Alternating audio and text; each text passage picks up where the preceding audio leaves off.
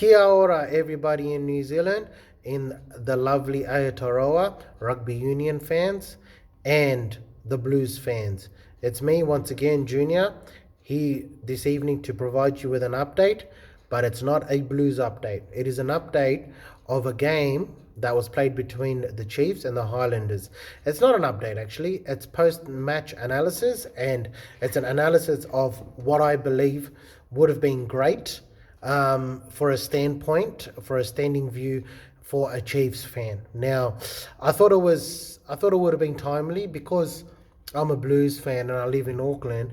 The Chiefs is the next team down the line. So I would say for a neutral, if I had to pick a team, it would be the Chiefs because they are in close proximity to where I am from, where I'm based, and that is Auckland. So without further ado, my post-match analysis, although it doesn't make for good reading for a Chiefs fan and for anybody who who was expecting a Chiefs win, especially at 24-0 up at I would say a quarter time. You would think that the Chiefs would have been home and hosed, but it just goes to show that the beauty of rugby union, and it's the beauty of rugby Aotearoa and Super Rugby, that these days rugby union has come so far in leap and bounds that there's a lot to do with plays and with pressure, with pressing and pressured rugby union rather than playing for the percentages or playing the traditional way of rugby union, which is ruck and mauling and feeding it out to the back line. So, as I was saying, a quarter of the game, into the game, the Chiefs were up 24-0 within a flash, rather. And at the end of it, the Highlanders came away 33-31. Who would expect it? Well, I mean, look, to be honest, there was a big controversial contentious turning point during the game, which I believe may have benefited the Highlanders, but it is something that is obviously a Chiefs fan or the Chiefs coaching staff, or anybody that's associated with the Chiefs could argue, was perhaps the 65th minute where the Chiefs were up by 12 points, and you'd think that they would have landed the killer blow, and the killer blow was only to be ruled out by the referee, who's Mike Fraser, and the TMO, Brendan Pickerel. Now,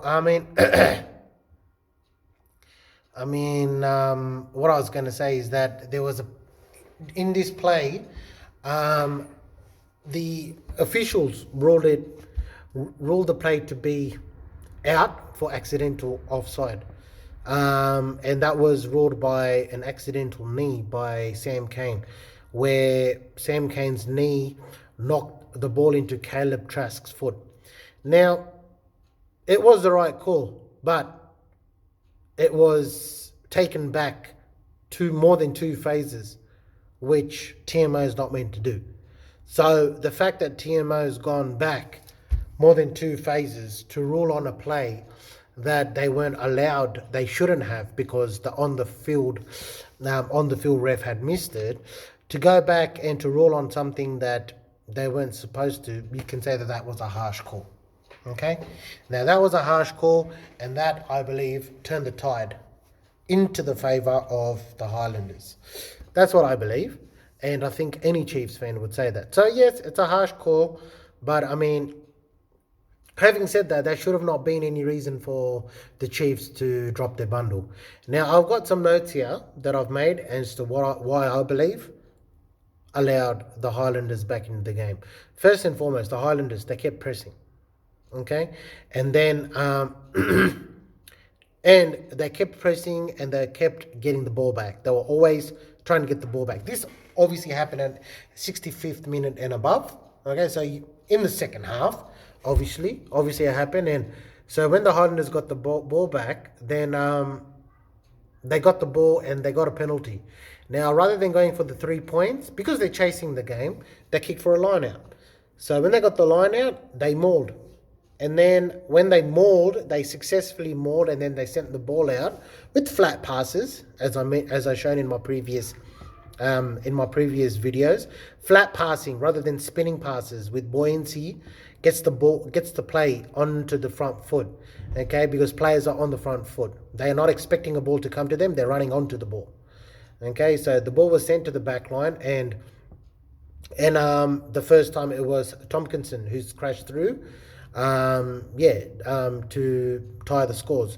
Now by that time the ball was tied, the score was tied rather, not the ball.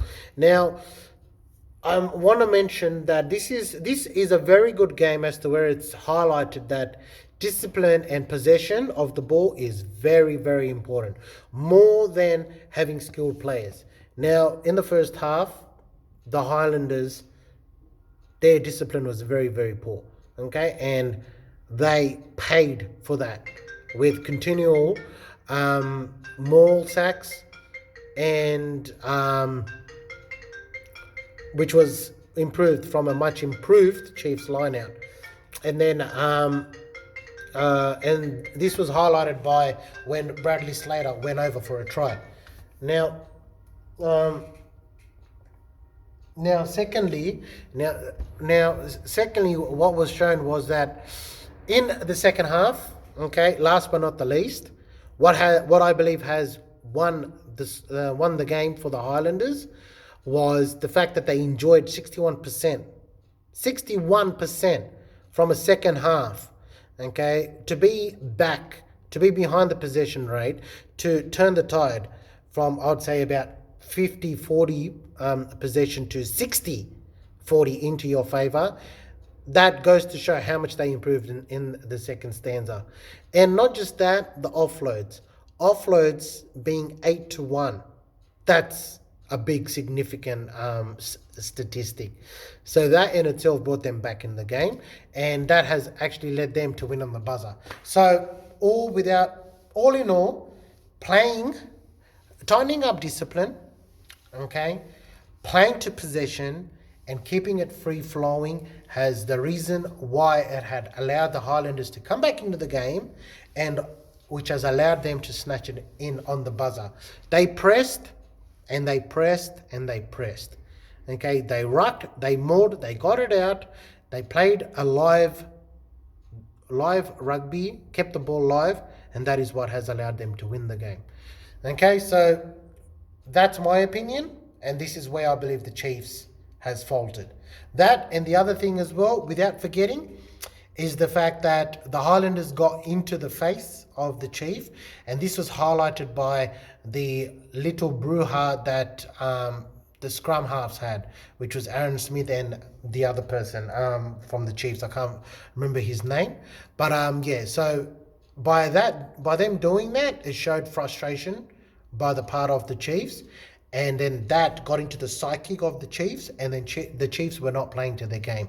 That, not playing to your game, not playing to your drills, not playing to your set plays, not playing to your plan, has somewhat thrown away the game for the Chiefs, and that has allowed the Highlanders back into the game and ultimately win the game.